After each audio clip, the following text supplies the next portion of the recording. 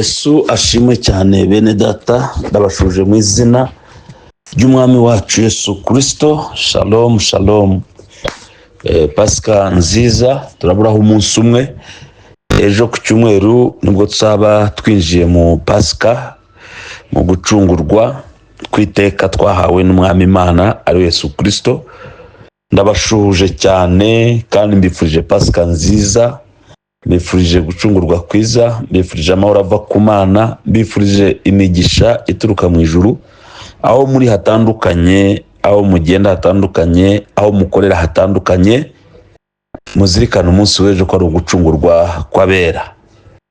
Mwami Yesu, tugwaye icyubahiro mu izina rya Yesu, ushimwe kandi ukomeze kubana natwe muri uyu mugisha wo gucungurwa mu izina rya Yesu, amen.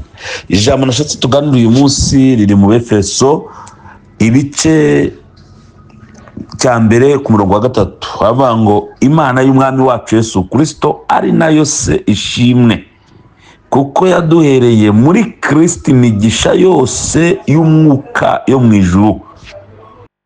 Umurongo wa 4, nk'uko yadutoranirije muri we isi itararemwa, kugira ngo tube abera tutariho umugayo imbere yayo.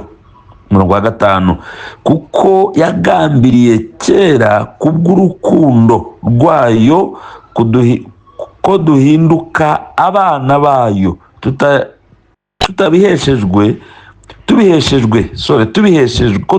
tubiheshejwe na Yesu Kristo kubw'ineza y'ubushake bwayo, amen.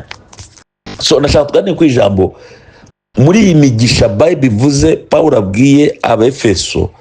Abangaya yabwiraga ntago ari Abayahudi, abayabwiraga ntago ari bene Aburahamu mu maraso no mu nyama, ahubwo yabwiraga amahanga.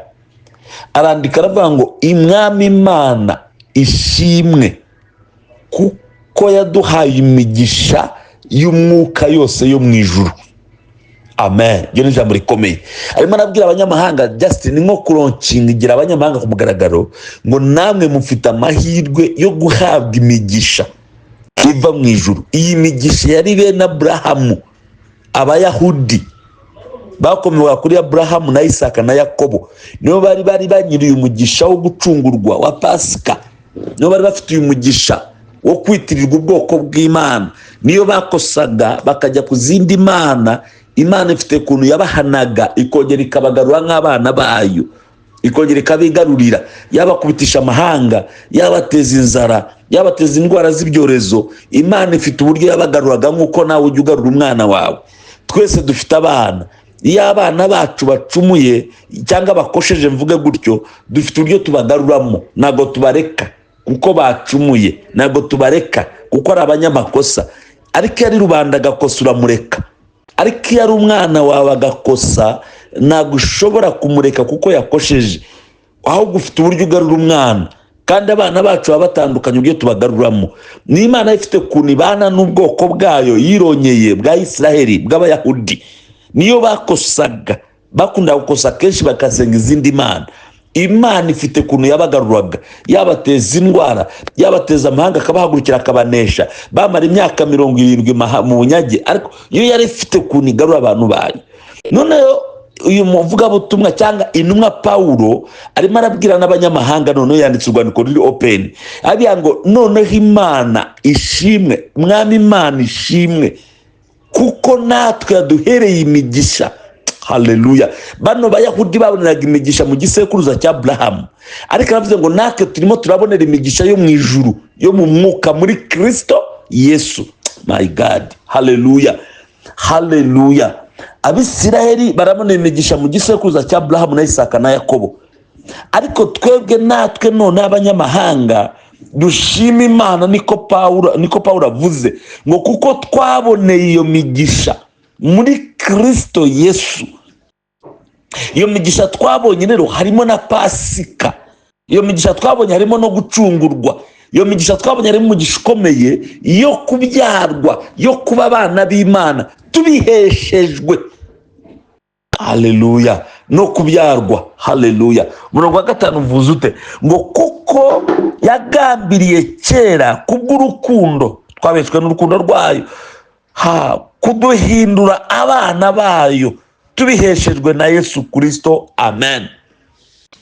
Mu migisha twabonye twebwe abanyamahanga yo mu ijuru twaboneye muri Kristo, harimo no kuba abana b'Imana, harimo no kuba ubwoko bw'Imana, harimo no guhindirwa DNA zacu zigahinduka, tugahinduka abana b'Imana, noti ab'umuvumo, noti abasatani, noti abana b'ibyaha. Oya, turi abana b'Imana tubiheshejwe na Kristo Yesu, tubiheshejwe n'imigisha iri muri Kristo. Iyi Pasika rero mwifurije kwakira imigisha yo mu ijuru yo mu mwuka, mwifurije kwakira imigisha yo guhinduka abana b'Imana.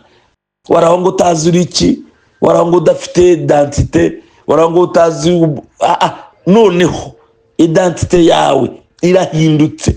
Ntabwo ari iy'abarangi, ntabwo ari iy'abakonikoni, ntabwo ari iy'abapfumu, ntabwo ari iy'abanyabyaha, ntabwo ari iy'umuvumo, ntabwo ari iy'ubukene, ahubwo identite yawe ibaye umwana w'Imana ubiheshejwe n'imigisha ibonerwa muri Kristo Yesu.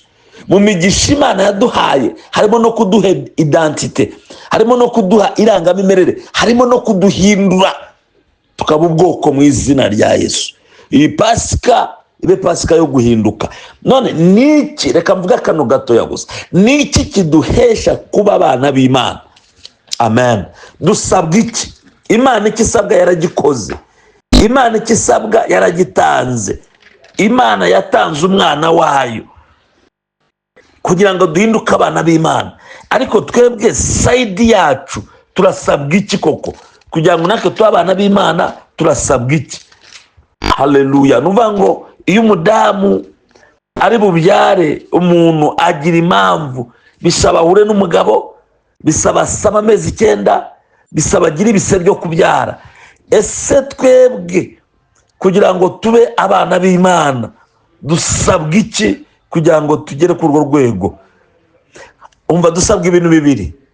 Icya mbere, Yohana 1:12 avuga ngo icyakora abamwemeye bose bakizera izina rye yabahaye ububasha bwo kuba abana b'Imana. Haleluya. Ushobora kwibaza ngo ndasabwa iki? Ese Imana ko yamaye imigisha yo mu ijuru y'umwuka ikayimera muri Kristo, muri iyo migisha yamaye ko harimo n'umugisha wo kuba umwana w'Imana, sinongere kuba umwana w'ikindi kintu, nkaba umwana w'Imana. Nabane process yo kuba umwana w'Imana, genda sabwa iki? Twe nta kindi kintu dusabwa, turasabwa ibintu biri gusa. Icya mbere ni ukwemera, ni ukwemera impano twahawe. Kuba umwana ntabwo ari ikiguzi, kuba umwana ntabwo bisaba gutanga igitambo wowe. Kuba umwana bigusaba kwemera kuko ni impano, ni gift. Imana isabwa iki? Impano isabwa kuyemera. Icya kabiri, tukizera izina rya Kristo. Ibyo nibyo bitugira abana b'Imana. Ibindi byose, imirimo yose myiza dukora tuyikoreshwa nuko turi abana. Munyumve neza, hari abantu bakora imirimo ngo baba abana, ntabwo bishoboka. Kuba umwana ntabwo kigurwa, kuba umwana w'Imana ntabwo kigurwa, kuba umwana w'Imana nta kiguzi utanga kindi keretse kwemera Imana ukanayizera. Noneho imirimo ahubwo tuyikoreshwa nuko turi abana, ntabwo dukora imirimo myiza mbere yo kuba abana. Oya, ubwo bivuze ngo tuba turi abagaragu. Ariko kuba umwana tubihabwa nk'impano. Bivuze ngo ikiguzi twebwe dusabwa kugira ngo tube abana ni ukwemera impano, ni ukwemera Kristo. Icya kabiri, tukamwizera. Indi mirimo rero yo gukiranuka, yo gukora, iyo ndio tuyikoreshwa nuko turi abana. So wishaka gukora imirimo mbere y'uko uba umwana, kuko ntiwanayishobora. Paul avuze ngo nagerageje gukora ibyiza ariko ibi binanga imbere. Ntabwo ushobora gukora imirimo myiza. Doko ntabwo wakora imirimo yo mu rugo utaraba umwana wo mu rugo. Icy'ingenzi rero kiri hano n'icyo nshaka kuvuga uyu munsi, iyi Pasika, nuko twahawe umugisha wo kuba abana. My God, haleluya. Yesu abaha umugisha. Nitumara kuba abana tuzakora imirimo myiza mu rugo rwa Data. Yesu abaha umugisha, Yesu abagire neza. Mubarikiwe mu izina rya Yesu. Mwifuje kuba umwana tuzavuga ku mwana rero. umwana aba umurage, umwana araragwa, umwana arababarirwa, umwana buri kimwe cyose umwana aragihabwa ari mu rugo. So rero torero ry'Imana, bwoko bw'Imana, ndabasabira ku Mana kugira ngo muhabwe imigisha y'umwuka, muhabwe umugisha wo kuba abana b'Imana. Pasika y'uyu munsi ndakwingize ngo uhindurwe ubu mwana. Imirimo yose wakora gukoreshwa. Impamvu imirimo myiza tunanira niyo twinjira mu mirimo tutaraba abana, tukarwana n'imirimo tukayikora twe turwana nayo. Abenshi bidutera kuyikora twitotomba, kuyikora twivovota, kuyikora tuvuga ko bigoye. Impamvu bikigoye nta kindi, impamvu bikikunanira nta kindi, impamvu kibikora witotomba nta yindi, nuko ushaka gukora imirimo utarabanza kuvuka, utarabanza kuba umwana, utarakorwa igikorwa usaba kugira ngo ube umwana. Imana igikorwa cyaragikoze, yamaze kudukunda, yamaze kuduha mu rukundo rwe, yamaze kuduha imigisha yose yo mu ijuru iyidore muri Kristo, harimo no kuduhindura abana. Imana yarangije gukora akazi kayo, ni wowe usigaje gukora akazi kawe kugira ngo uhinduke umwana. Ni akahe kazi ukora kugira ngo uhinduke umwana? Akambere ni ukumwemera, ni ukwemera iyo mpano Imana yaduhereye mu rukundo rwayo. Icya kabiri ni ukwizera uwo mwana w'Imana, ukwizera Kristo ko ari umwana w'Imana. Haleluya! Iyo umaze gukora ibyo nibwo uhinduka umwana. Indi mirimo yose myiza ibaho uyikoreshwa no kuri umwana, ariko twebwe dushaka gukora imirimo mbere yuko tuba abana. Ntibishoboka. Uzabikora wivovote, uzabikora ukomereke, ujye ukomereka kandi wakoze neza, uzabikora utongane, uzabikora rimwe ubundi ubivemo, uzabikora ubundi ubyibagirwe, uzabikora ubundi ubona atari ibyawe, uzabikora ubundi ubone barakuvunisha, uzabikora ubundi ubone ntacyo bimaze, uzabikora ubundi. Kubera iki ubibona gutyo se? Impamvu ubona gutyo ni uko icy'ingenzi utagikoze. Wasimbutse icyo kuba umwana ujya gukora imirimo utaravuka. Niyo mpamvu ibyo ukoze aho kubikubera umugisha bikubera ibikomere, aho kukubera umunezero bikubera umubabaro. Ariko Mana jyewe nanga icya 10, ariko dore ibibazo, ariko Mana jyewe mfasha abantu, ariko icyo kibazo ufite si uko ukora imirimo nubona ingororano, ahubwo ikibazo ufite ni kimwe, wigenzuye wasanga ikibazo ari uko watangiye gukora utaravuka. So iyo umwana akora yavutse mu rugo rwase, agakora imirimo mu rugo rwase, nagashobora kwitotomba, nta nubwo ashobora gutekereza mu mutwe ngo saramuvunisha, nta nubwo ashobora gutekereza mu bwonko ngo saramwanga, kuko azi ko yikorera, kuko akorera mu rugo rwase. So rero natwe nimba dushaka kubona umugisha w'imirimo dukora, nuko tubanza kuba abana, nuko tubanza kwemera kuvuka, nuko nimba dushaka kutibagirwa imirimo. Muri ibi bihe abantu bibagiwe imirimo, abantu bibagiwe inshingano, abantu bibagiwe umuhamagaro, avuga ubutumwa ntibakibwiriza, abanyamasengesho ntibagisenga, abashyigikiraga umurimo ntibakiwushyigikira. Abantu bose baribagiwe. Kubera iki? Abantu hari igihe binjiye mu gukora bamwe, ariko bajya mu murimo bataravuka. Anytime yukora utaravuka, yukora utaraba umwana mu rugo, yukora utaraba umwana wa data, byanze bikunze ubona uvunika, ubona nta nyungu ubona ari igihombo. Ariko iyo abaye umwana uba wikorera.